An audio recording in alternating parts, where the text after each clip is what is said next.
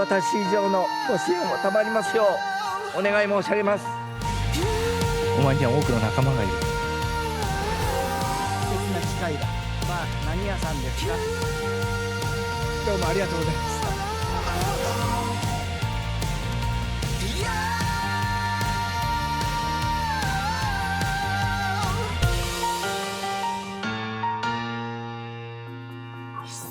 トヨタイムズの富川悠太です。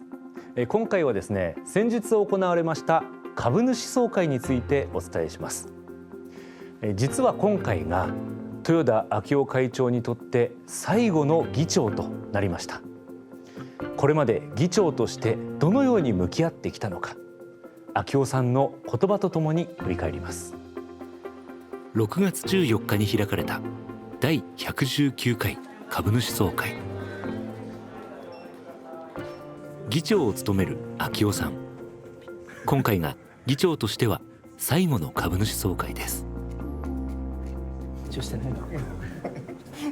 心の準備。はい。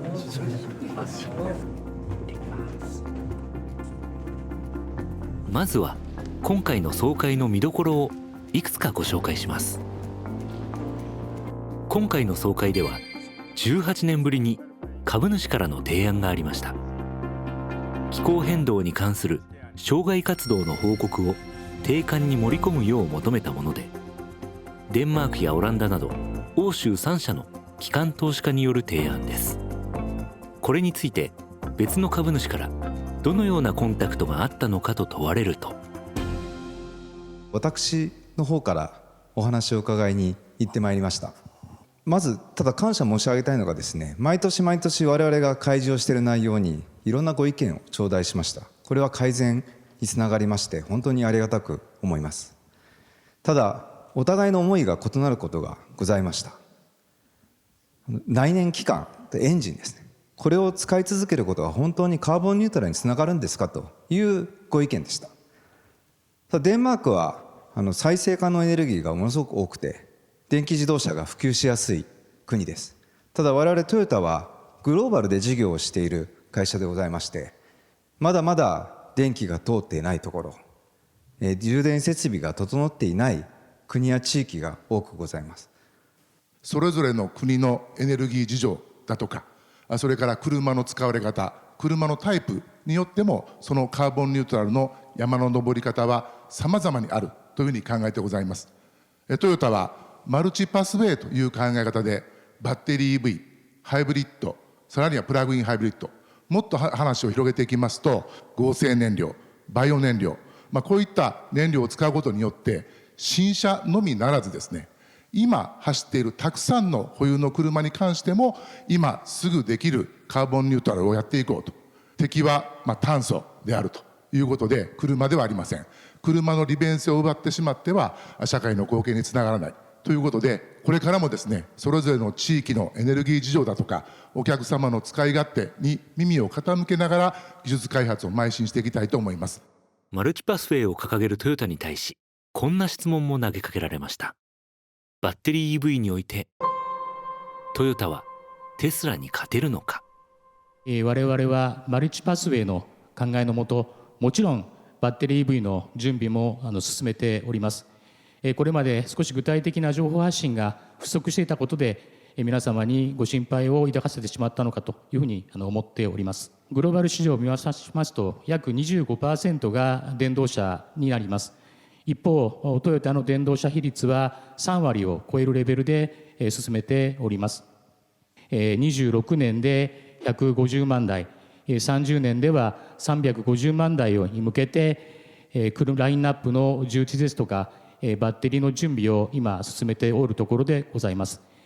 バッテリー EV につきましては専任の組織も立ち上げ、これから車屋らしいベブを導入してまいりたいと思っておりますので、ぜひ期待を持って見守っていただければと思います。あとご質問の中にテスラに勝てるのかというのがございましたので、BV カンパニープレジデントにその決意のほど述べさせていただきたいと思います。バッテリー EV 専任組織のトップに就任したばかりの加藤プレジデント。他社の皆様も大変素晴らしいお車を出していらっしゃると思っています。これはまた私たちの刺激になっています。私はバッテリー EV が大好きです。このバッテリー EV で、車、ものづくり、仕事の未来を変えたいというふうに思っています。例えばハイブリッド車に対しまして、それと同等の航続距離を目指します。車の構造を変えまして、工場の生産ラインの長さを半分にしましたり、あるいは体に負担のかかります作業を減らしたい、なくしたいというふうに思っています。少子高齢化を見据えまして、日本のものづくりを守り、笑顔があふれる、そして働きやすい環境にしたいからです。スピードがとても大切だというふうに思っています。私たちの組織は開発事業だけでなく、会社の全機能が集まるチームです。このチームの中で日々同じ現場で同じ問題意識を持ち、意見を出し合い、議論を重ねています。新しいことがいっぱいで、私たちはワクワクしてます。このワクワク、そして私たちが仕事をやる楽しい姿が皆様に必ず伝わるというふうに思ってます。私はバッテリー EV が大好きです。2回言いました。この気持ちを皆様にお伝えし、皆様の応援をいただきながら精一杯頑張ります。引き続き皆様の応援をぜひよろしくお願いいたします。以上で回答とさせていただきます。ありがとうございました。バッテリー EV が大好きだと2回目は反応いただきどうもありがとうございました。大好きだからテスラに勝てるかどうかは分かりません。ですけれども、大好きなエンジニアが作る車、これは人々に感動を与えるはずでございます。ぜひとも我々が作る BEV、ぜひとも、ご期待いただきたいというふうに思います。今年社長を退任した秋夫さんにはこんな質問も。日本の産業を引っ張ってきた豊田会長ですが、日本に対する愛情が薄れているのではと思いますが、いかがですか？何よりも私の中の車愛、トヨタ愛、ジャパンラブ、この気持ちがあったからこそ、大変革時代という嵐の中、日本で生まれ育ったグローバル企業トヨタを安全に航行する舵取りができたのではないかというふうに思っております。年初のですね、自動車工業会の会見の中で、日本は誰もありがとうと言ってくれない、自動車業界にありがとうと言ってくれないという発言が多分ですね、この質問の趣旨だというふうに思っております。いろいろ新聞報道とかいろんなところでの数々のバッシング、私マスコミや政治の舞台で作られる論調が世論だと思うと、非常に寂しく嫌になることが多々ございます。私は本当の世論は違うところにあると思っています。議決権行使書に応援のメッセージを書いてくださる株主の皆様、トヨタの車が大好きで選んでくださっているお客様、サイレントな存在であっても、それが本当の世論ではないのかなというふうに思います。こういう方々の期待を背負っている私が、日本を嫌いになってはいけない、私はそう思っております。これからも販売店の皆様、仕入れ先の皆様と一緒に、私たちの車を選んでくださるお客様の世論にしっかり向き合ってまいりたいと思います。最後の質問は、トヨタが言う車屋の作る未来とはどんな未来なのか。回答したのは佐藤浩二社長です。我々新体制の経営のテーマは継承と進化です。我々が継承していくものは、豊田会長が作り上げてきたトヨタらしさで、これはやり方や手段ではなくて、思いや価値観で伝承していくことが大切だと思っています。豊田会長は私に、一言アドバイスをくれました。トヨタの社長は孤独だぞと。だけど佐藤には自分が味わってきたような経営継承は絶対にしたくないんだと。お前には多くの仲間がいると。自分一人で背負わないでいい。自分がチームのキャプテンになったつもりでチームで経営をすればいいんだと。チーム経営、言いますと、どうしても経営の執行のスピードが落ちるんじゃないかとか、意見の調整に時間がかかるんじゃないかというふうに思われるかもしれません。10人で一つのボールを追いかけるのではなくて、価値観が共有できているからこそ10人で10個のボールを追いかける、そんなスピード感のある経営が今のトヨタならできると思います。私自身本当に車が大好きです。車を作ることが大好きです。トヨタにはいろいろな車好きがいます。バッテリー EV が大好きな車好き、エンジンのサウンドが大好きな車好き、そのダイバーシティがあるからこそトヨタらしい多様性に応えする車の未来が作れるというふうに思っています。車屋の目指す未来とは、これは車がいつまでも楽しいものであって社会とつながってもっともっと世の中のお役に立てる安全で安心なものに育てていくことだと思います。そんな未来を作っていきたいと思います。そのためにも現場で汗をかいてひたむきに車に向き合って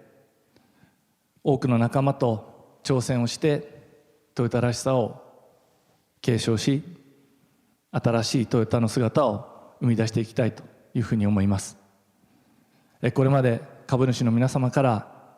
豊田章男にいただきました声援、その応援のお気持ちをぜひとも変わらず新体制に対しましても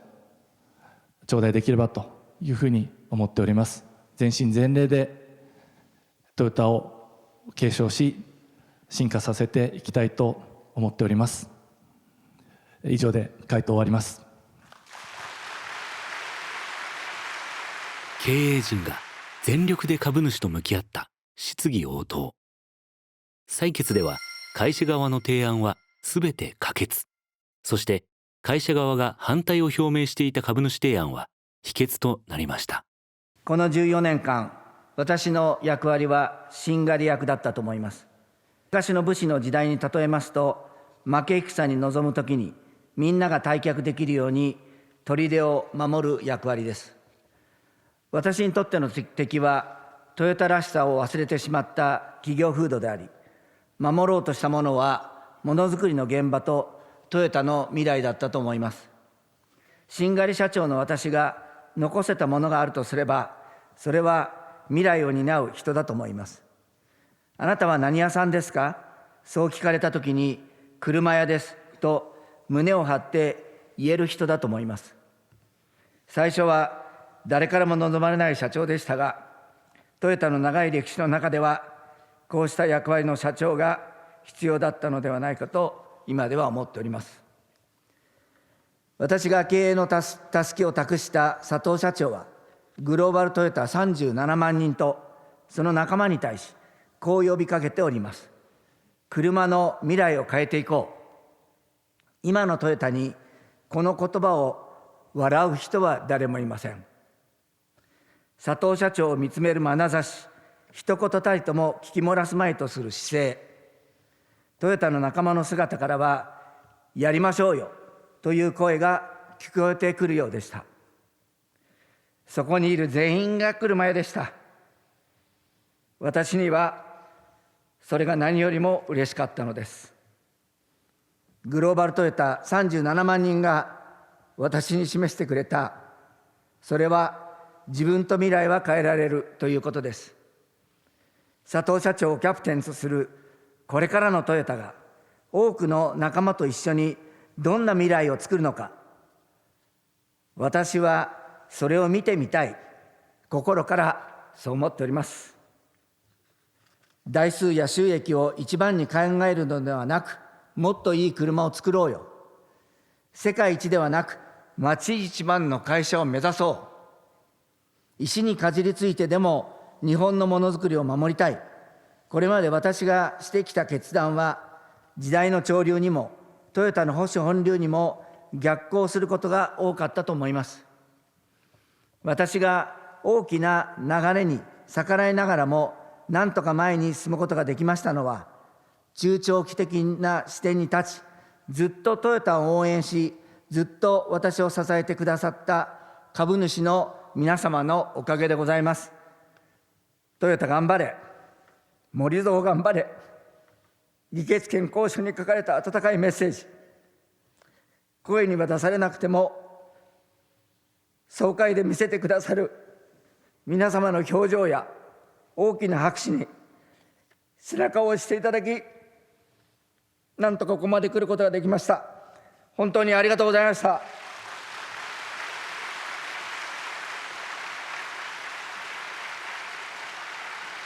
すでに次世代の車屋たちの未来を変える戦いは始まっております。何が正解かわからない中で、うまくいくことよりもいかないことの方が多いと思います。彼ら彼女らはそのありのままの姿を株主総会でお見せすると思います。どうかその挑戦、長い目で見ていただき、私以上のご支援を賜りますようお願い申し上げます。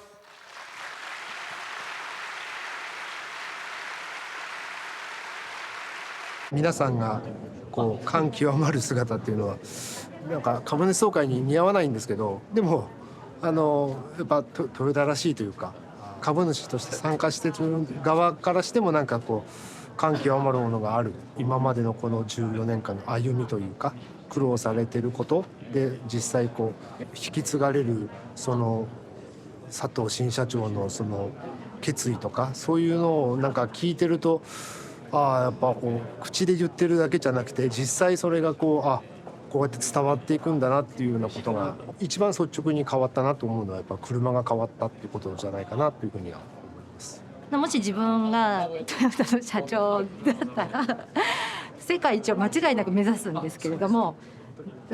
町一番を目指すっていうところの観点がすごく明夫さんらしいなと思って、会社の熱意や情熱、車作りの情熱が伝わってきた大変いい議長としての会だったと思います。率直に一言言えば感謝ですね。総会というよりもなんか本当に何でしょう、人間味のある講演会を講演会に参加させてもらったかなっていう思いが、今もなんか感極まってるんですけど、聞いてて人を大事にするっていう言葉が至る所に出てきてて、ここからはこれまで豊田章男議長が株主総会で語ってきた言葉たちを振り返ります。改革を進める中で株主に対してどのように向き合ってきたんでしょうか。今回の東北の支援に関しましては、本当に長期的かつ継続的にやることを、お金もさることながら、自動車会社である私どもが本当にできることは、本業を介して、仕事を作り、そしてその車で、喜んでいただき笑顔をいただくということをですね、地道にやらせていただくことだと思います。今年5月の決算発表の場で、私は0打数0安打が評価される会社ではなく、バッターボックスに入ったものが評価される会社にしたいと申し上げました。トヨタはこれからもバッターボックスに入ります。皆さん、私たちトヨタと一緒にやりましょうよ。ぜひ皆様とやりましょうよと一緒にお声いただけませんでしょうか。やりましょうよ。今私たちの前には Google や Apple、Amazon といった新しいライバルが登場しております。彼らに共通するのは、世の中をもっと良くしたいというベンチャー精神です。どの業態が未来のモビリティを生み出すのか、それは誰にもわからないと思います。ただ、間違いなく言えるのは、次のモビリティを担うのは、世の中をもっと良くしたいという情熱に勝るものだということです。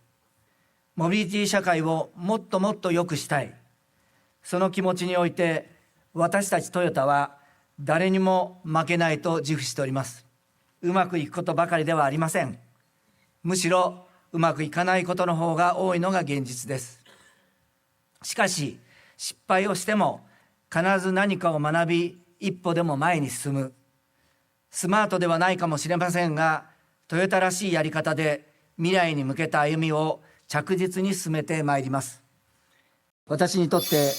株主総会は1年のうちで一番苦手な日でございました。いつか株主総会を心待ちにする日が来るといいなと思いながら、毎回この議長席に立たせていただき、少しずつではありますが、確実に近づいてきている実感を持っております。しかし、本日の株主総会に臨んで、私の中で意識が変わったことがございます。株主総会を心待ちすることが本当に良いことなのだろうか、少し違うのではないかということです。今私は株主総会は1年に一度、自分およびトヨタ自動車の姿を鏡に映し出す大切な機会だと感じております。正直に申し上げますと、トヨタらしさを取り戻すということはこんなにも難しいことなのか、平時における改革がこんなにも難しいものなのかということを痛感する毎日でございます。生きるか死ぬかの戦いの中で、トヨタが死ぬとはどういう時かというご質問をいただきました。トヨタは大丈夫だという意識が社内に蔓延した時とお答えしました。危機感を煽りすぎではないかという声がありますが、私が社内に伝えようとしているのは危機感ではなく価値観です。常に何のためにやるのかを考え、ベタベタの精神でやり方を変えていくことは TPS の精神そのものであり、トヨタがずっと大切にしてきた価値観です。そもそも常にもっと良いやり方があると考えている会社に大丈夫という概念はないはずです。体質強化は進んでいるのかという質問をいただくたびに、私はリーマンショックのような危機に再び直面したときにしかその答えは出ないと思いますと申し上げてまいりました。そして今回、リーマンショックを上回るコロナ危機が世界を襲いました。私が指示をしなくても、トヨタの現場はフェイスシールドの生産をはじめ、人命第一、安全第一の優先順位に基づき、即断即決即実行で動いてくれました。決算発表においても、トヨタは赤字には陥らないというメッセージとともに、世の中に対して一つの基準をお示しすることもできたと思っております。この11年間、従業員のみんなには随分と厳しいことを言ってまいりました。それでも私の言葉を信じ、それぞれの現場で地道な努力を続けてくれた従業員、今回の決算でお示しした数字は、全世界37万人の従業員とその家族全員で作り上げたものでございます。最後に皆様にお伝えしたいことがございます。ご安心ください。トヨタは大丈夫です。コロナ危機に直面しても、自動車産業のこと、日本経済のこと、そして地球のこと、これから生まれてくる子どもたちのことを考えることができる強さを備えております。私たちはようやく世の中の人たちから頼りにされる企業になるためのスタートポイントに立つことができたと思っております。トヨタでは多くの人たちがそれぞれの現場でさまざまなステークホルダーの皆様と共に現在、過去、未来の仕事に取り組んでおります。現在の仕事をしている人たちは未来の仕事をするための体力を作り続けてくれています。過去の仕事をしている人たちは良くないことを未来に持ち越さないために改善を続けてくれています。未来の仕事をしている人たちは現在と過去の仕事で生み出した体力を使い、回答がない中で失敗をしながら挑戦を続けております。私はこれからも現場に一番近い社長として幸せの量産という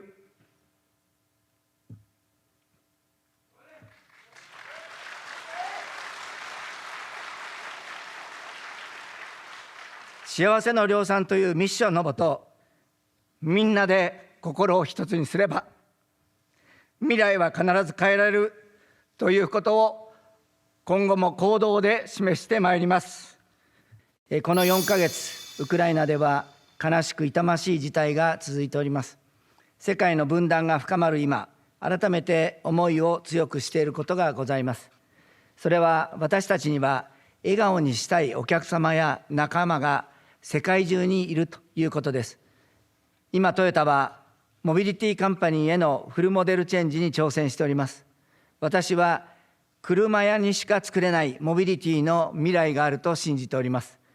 トヨタの思想と技をしっかり伝承し、あなたは何屋さんですかと聞かれたとき、夢と自信と誇りを持って、私は車屋ですと答えられる人材を育てることが私のミッションだと思っております。ワールドトヨタニュース。イタリア・ミラノでレクサスが新型モデルを発表しました。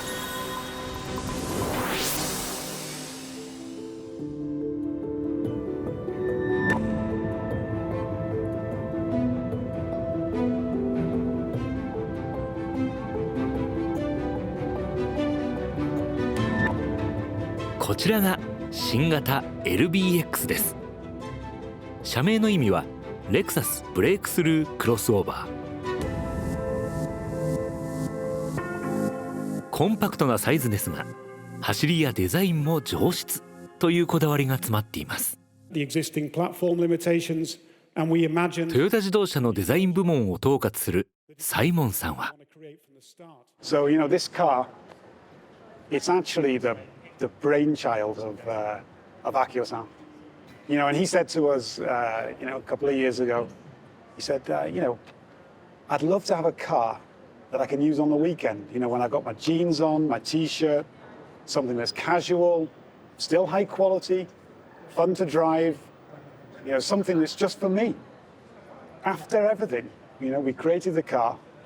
and what better place to do it than Milan? Milan is the home of fashion.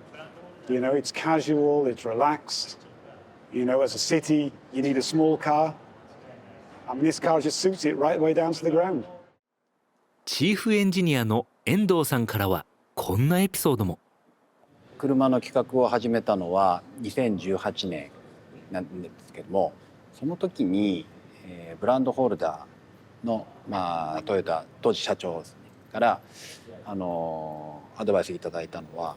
このスニーカーみたいな車が欲しいんだ、そう教えていただいたんですよね。その時は何のことかさっぱり分からなくて、まずは買って履いてみようと。その時自分が感じたのは、もう履いた瞬間にもうあたかも自分の足にオーダーメイドしてくれたかのようなものすごいフィット感、それでいてこの素材もとっても上質で履き心地もいいで、当時買ってもう4年以上経つんですけれども、全く色あせない、履き心地も変わらない、もういつまでも履いていたくなるこのスニーカー、それがなんか LBX のそのコンパクトならではの凝縮感みたいなところ、乗り味、この車の良さっていうところにつなげられたらいいのかなと思って、LBX の開発をする時にはまず乗り込んだ時のパッケージ、車との一体感、それでいて感じる内装の質感の良さで、今度走り出したらまさしくレクサスの DNA である静粛性と乗り心地、これがしっかりこのコンパクトであっても具備されている、それを感じていただいて笑顔になっていつまでも運転していたくなる、そんな車作りっていうのがまさしくその豊田章男会長にいただいたこのスニーカーに込めた思いなのかなと思って自分は取り組んできました。レクサスがどんなブランドになりたいのかっていうことを最近我々が大事にしている言葉として、本物の人が最後にたどり着くブランドでありたいよねっていうことを章男会長ともいろいろ話をさせていただきながらそういう価値をすごく大事にしてやってるんですね。でそういう意味では本物を知る人が必ずしもハイエンドの高級車を乗るのが全てかっていうとやっぱりそんなことはなくて、やっぱり本当にほっとした時間だとか、自分の素に戻るようなその時間、そういう時にやっぱり気軽にちょっと車で出かけたいなって思った時に、そういう時にこう乗れる車をレクサスでもやっぱ欲しいよねと。でそれを実現したのがこの車なんですね。もっと気軽に、その日常の中で、レクサスっていうブランドだったりレクサスのそのテイスト世界観をこう味わいたいなっていうそういう選択肢にもなる車だというふうに思っていますので、ぜひこの LBX たくさんの人に乗っていただいて、もっともっとレクサスを知っていただければなというふうに思っています。